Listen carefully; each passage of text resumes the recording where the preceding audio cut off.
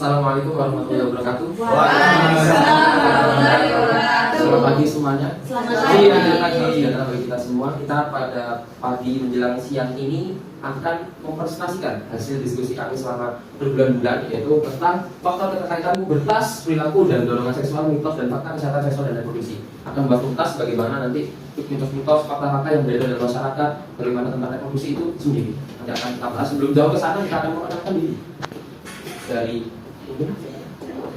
Saya Muhammad Abdul-Sari dengan NIM 211F10131. Saya Muhafira dengan NIM 211F130. Saya Raja Putri Tovana NIM 211F10139. dan saya sendiri dengan Musa Putra biasa dipanggil Yaman dengan NIM 211F10374. Saya Berani Sadara dengan NIM 211F10321. Saya Muhammad Rudayani Yunusu dengan NIM 211F10270. Sedangkan saya MUK kami bisa dibaca dengan NIM 211F11996. Langsung memasuki materi yang pertama, yaitu tentang pubertas itu sendiri. Silakan pada materi. Masa pubertas atau puberti adalah masa kematangan fisik yang cepat yang melibatkan perubahan hormonal dan tubuh yang terjadi terutama selama masa remaja awal. Masa pubertas juga merupakan suatu tahap perkembangan di mana terjadi kematangan alat-alat seksual dan tercapai kemampuan reproduksi. Tahap ini disertai dengan perubahan-perubahan dalam pertumbuhan somatis dan perspektif psikologis. Yang berikutnya tentang ciri-ciri pubertas.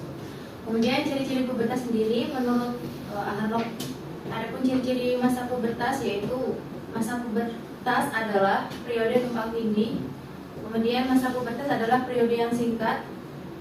Kemudian masa pubertas dibagi menjadi beberapa tahap, yaitu tahap prapuber, tahap puber, dan tahap pasca puber. Yang keempat, masa puber merupakan masa pertumbuhan dan perubahan yang pesat. Dan yang kelima, masa puber merupakan masa negatif. Materi selanjutnya terkait karakteristik umum. Oke, karakteristik umum. Ini saya akan jelaskan di materi kegelisahan sesuai dengan fase perkembangannya. Remaja mempunyai banyak idealisme, angan-angan atau keinginan yang hendak diwujudkan di masa depan. Ya. Jadi angan-angannya itu tinggi, dia merasa sudah dewasa, ya, padahal dia masih remaja, tapi tidak bisa mewujudkan sesuai dengan angan-angannya karena dia belum waktunya sana itu. Namun sesungguhnya remaja belum memiliki banyak kemampuan ini, sudah saya jelaskan tadi. Selanjutnya pertentangan. Sebagai individu yang sedang mencari jati diri, remaja berada pada situasi psikologis antara ingin melepaskan diri dari orang tua dan merasa masih belum mampu untuk mandiri. Oleh karena itu remaja sering mengalami kebingungan karena sering terjadi pertentangan pendapat antara mereka dengan orang tua. Selanjutnya keinginan mencoba hal baru. Pada umumnya remaja memiliki rasa ingin tahu yang tinggi karena didorong oleh rasa ingin tahu yang tinggi. Remaja cenderung ingin berpetualang, menjelajah segala sesuatu dan mencoba segala sesuatu yang belum pernah dialaminya. Selain itu didorong juga oleh keinginan ingin mencoba melakukan apa yang sering dilakukan oleh orang dewasa. Cukup. Baik, selanjutnya terkait perubahan fisik. Silakan. Baik, saya akan menjelaskan terkait perubahan fisik menurut Aharlok. Ini ada 4. Yang pertama itu perubahan ukuran tubuh. Pertumbuhan fisik pada masa puber adalah perubahan ukuran tubuh dengan dalam tubuh tinggi berat itu akan bertambah pada masa puber. Terus yang kedua ada perubahan proporsi tubuh. Biasanya ini dengan daerah-daerah tubuh tertentu yang tadinya terlampau kecil sekarang menjadi besar karena kematangan tercapai lebih cepat dari daerah-daerah lain. Terus ciri-ciri seks primer, di mana remaja memasuki masa pubertas ditandai dengan pertumbuhan dan perkembangan ciri-ciri seks primer, yaitu dengan organ seks. Pada periode tersebut organ seks mulai menjalankan fungsinya. Memasuki masa remaja ini alat kelamin mulai berfungsi, yaitu dengan pertama anak laki-laki mengalami mimpi basah. Terus untuk perempuan ini biasanya ditandai dengan menstruasi. Terus yang selanjutnya yaitu poin keempat, ciri-ciri sekunder, yang dimana salah satu sumber keprihatinan remaja pada masa pubertas adalah mengenai perkembangan. Ciri-ciri seks sekunder ini misalnya Yang pertama, kulit, rambut, dan suara. Terus, remaja sulit menerima perubahan yang terjadi pada dirinya karena penampilan yang diinginkan tidak sesuai dengan keadaan. Jadi ada sebagian para remaja itu tidak punya keinginan. Misal ada remaja yang menginginkan untuk para wanita, biasanya terjadi pada ingin pertumbuhan payudaranya itu lebih besar, tapi sedangkan yang terjadi pada dirinya itu payudaranya itu tidak bisa berkembang seperti apa yang mereka inginkan. Itu. Selanjutnya terkait perubahan psikologi. Tadi kan perubahan tentang fisik itu dari luar yang bisa dilihat dari teman-teman sekalian. Sekarang kita akan membahas terkait perubahan psikologi dari dalam diri. Jadi di sini ada 4. Ada perubahan kemampuan intelektual, kemudian yang kedua ada perubahan emosi, perubahan perilaku sosial, dan perubahan minat. Jadi kita bahas pertama. Perubahan kemampuan intelektual ini, kemampuan intelektual remaja akan terjadi pada satu usia 11 sampai 15 tahun. Biasanya mereka terdorong memahami dunia luar, mengembangkan atau mengorganisasikan ide-idenya. Bukti pesatnya perkembangan kognitif remaja ditunjukkan dengan perubahan mental seperti belajar, daya ingat, berpikir, dan segala macam. Semua akan mencapai perubahan-perubahan yang cukup drastis dari sebelumnya, dari SD ya. Biasanya umur sebelum 11 tahun masih SD. Kemudian masukin masa-masa remaja, usia SMP kelas 1 sampai kelas 3 itu udah mulai hal kognitifnya mulai tambah berkembang. Dia mencari ide-ide yang baru dan segala macam itu lebih cepat seperti itu. Kemudian yang kedua, perubahan emosi. Secara tradisional masa remaja dianggap sebagai periode badai dan tekanan strudel namanya. Nah, ini suatu masa yang ditandai dengan ketegangan emosi yang tinggi sebagai akibat dari perubahan fisik dan kelenjar yang sudah disampaikan oleh saudara Hamid. Di perubahan kelenjar fisik yang begitu drastis dari SD yang masih belum balik tadi, kemudian tumbuh jantung, kalau betul tumbuh payudara dan segala macam. Dari perubahan itu juga mempengaruhi psikologi, sehingga perubahan emosinya juga ikut meledak-ledak ketika usia para remaja, usia 11 sampai 15 tahun. Kemudian perilaku sosial atau perubahan perilaku sosial. Salah satu tugas pokok perkembangan dari remaja ini ialah penyesuaian diri secara sosial dan heterososial, seperti meningkatkan pengaruh teman sebaya, perubahan perilaku dan kelompok sosial baru. Jadi kalau usia SD itu biasanya teman-teman anak SD itu pokoknya apa kata gurunya. Tapi kalau anak usia SMP itu yang penting apa kata teman saya, karena memang lagi gencar-gencarnya lebih nyambungnya, lebih frekuensinya itu sama sebaya. Kalau anak-anak SMP itu seperti itu. Kadang diomongin juga udah mulai nggak dengerin karena senangnya sama teman-temannya. Itu perubahan-perubahan yang berlaku pada anak-anak remaja atau remaja. Kemudian perubahan perilaku sosial. Tadi sudah. Kemudian yang keempat, perubahan minat. Ini ada beberapa macam perubahan minat. Meskipun banyak minat selama periode masa puber, namun tidak semua minat harus dimiliki oleh remaja. Ini kita bahas secara umum aja. Perubahan minat pada kebutuhan remaja itu sendiri. Contohnya seperti minat sosial tergantung kesempatan yang diperoleh remaja untuk mengembangkan minat sosial dan kepopuleran dalam kelompok. Ini sangat bahaya sekali karena kalau misalkan anak ini nggak dibimbing dari awal, anak itu bisa lihat. For example, saya punya teman itu masih kecil SMP, karena pergaulannya itu sangat bebas, sehingga dia ikut teman-temannya di jalanan, jadi anak pak. Ini kan sangat memprihatinkan karena saat itu seusia ini masa-masa pubertas itu masih tren-trennya ngikutin apa kata teman, apa tren saat itu, seperti itu. Kemudian minat kreasi, remaja cenderung aktivitas kreasi yang menuntut banyak tenaga dan sifatnya pasif. Ini pola aktivitasnya beralih jadi bentuk kreasi yang baru dan lebih matang. Banyak hal baru yang dicoba. Dan minat penampilan diri. Hampir seluruh remaja menurut minat pada penampilan diri, mereka yang merubah dirinya bagaimana trennya saat itu. Jadi ya dikira tren ini lagi bagus, ya ikuti seperti itu. Nggak tahu, nggak peduli itu baik atau buruk, karena saat itu masih belum tahu ini buruk atau baik. Pokoknya tren saat itu apa yang mereka ikuti, tren fashion seperti apa mereka ikutin. Kemudian minat pada uang. Minat uang ini cepat atau lambat semua remaja akan menemukan bahwa uang merupakan kunci dari kebebasannya. Saya punya uang, saya bisa have dimanapun saya berada.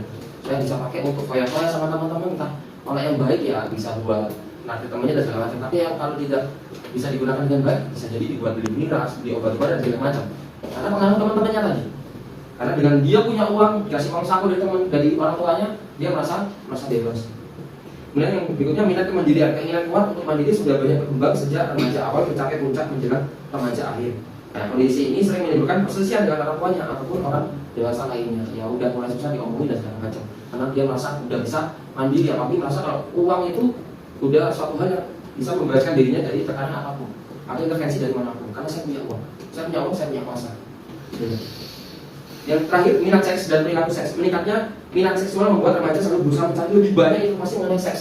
Jadi bahayanya misalkan anak itu tidak diberikan edukasi sex education sejak usia dini, mereka akan dia mencari informasi di internet, sehingga apa? Pertama bisa kecanduan pornografi, kemudian bisa masturbasi, onani yang pernah disampaikan teman-teman kemarin, bisa menimbulkan penyimpangan seksual yang lain. Karena apa? Mereka tidak disiplin dari awal, dari sejak usia dini itu tidak ada sex education.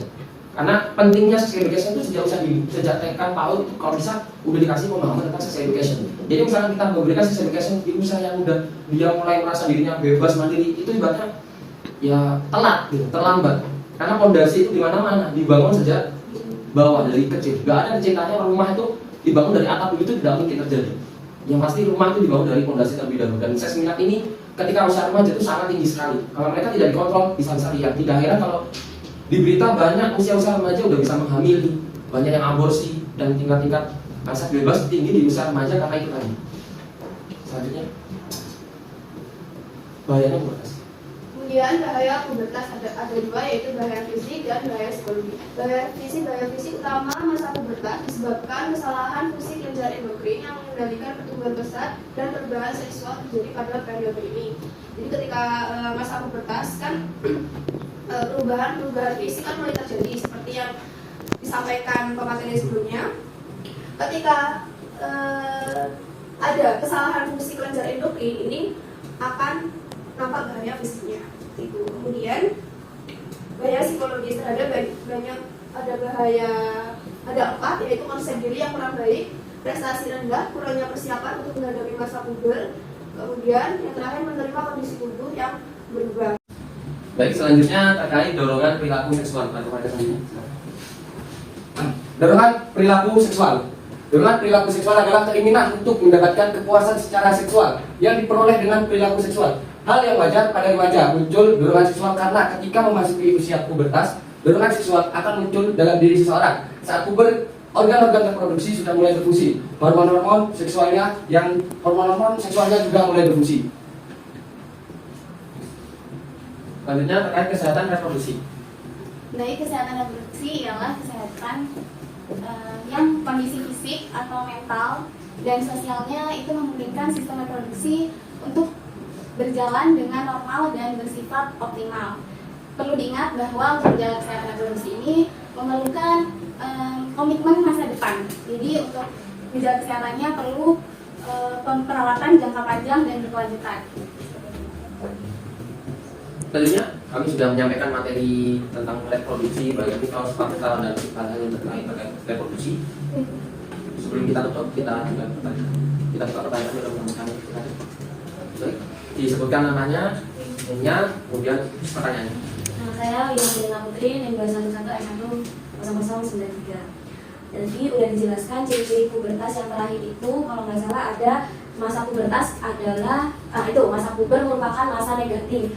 Pertanyaannya, kenapa masa pubertas itu disebut masa negatif? Terima kasih. Baik, ini ada pertanyaan lagi, kita tampil lebih dahulu.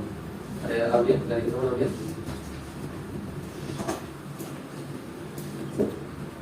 Baik, silakan sebutkan nama dan Mata Dilam Samadi, NIM 211F10182.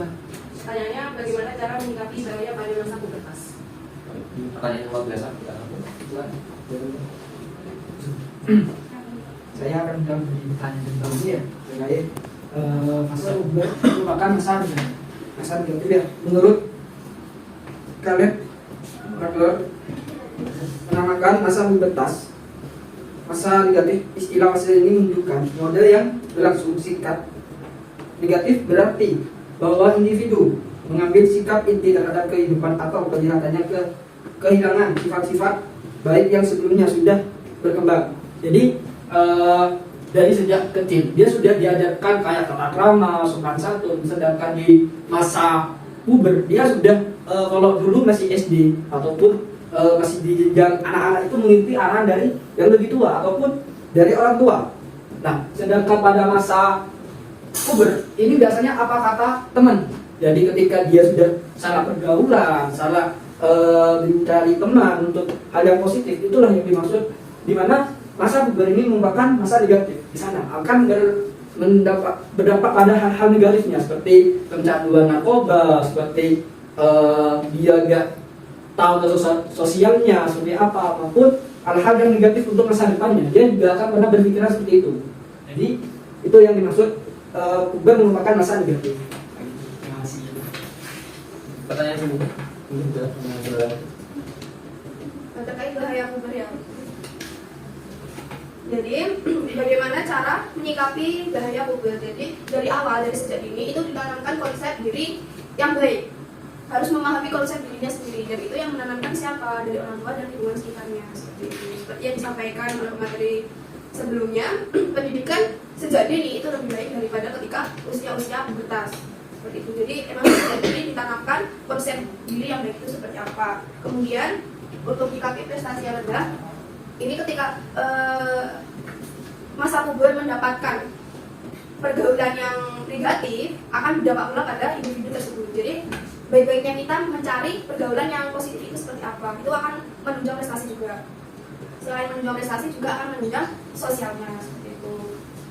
Kemudian kurangnya persiapan untuk menghadapi masa puber. Kenapa kok kurangnya persiapan? Karena kurang edukasi dari orang tua dan lingkungan sekitar, baik lingkungan masyarakat ataupun lingkungan sekolahnya, dari gurunya mungkin seperti itu. Kemudian kurang menerima kondisi tubuh yang berubah. Ada anak kok bentuk tubuhku berubah, jadi dia nggak bisa menerima perubahan dari bentuk tubuhnya tadi. Seperti itu harus ditanamkan. Ini bentuk tubuhmu berubah karena ada kematangan di sistem reproduksi. Seperti itu harus ditanamkan sejak dini. Mungkin cukup atau Ya, terima kasih atas waktunya teman-teman sekalian. Dengan catatan ya, kita sama-sama sebagai tenaga pendidik nantinya harapannya kita sebagai tenaga pendidik juga bisa memberikan informasi terkait reproduksi dan bahayanya reproduksi sejak usia dini. Karena pada faktanya pada saat ini anak-anak yang pada masa-masa pubertas, masa-masa remaja itu seringnya mencari informasi tentang sexual education itu di internet dan secara bebas. Jadi tidak ada pengawalan, tidak ada arahan dari tenaga pendidik, orang tua atau lingkungan sekitar, sehingga bahaya-bahaya yang sudah disampaikan bisa diminimalisir. Itu kesimpulan dari kami semua.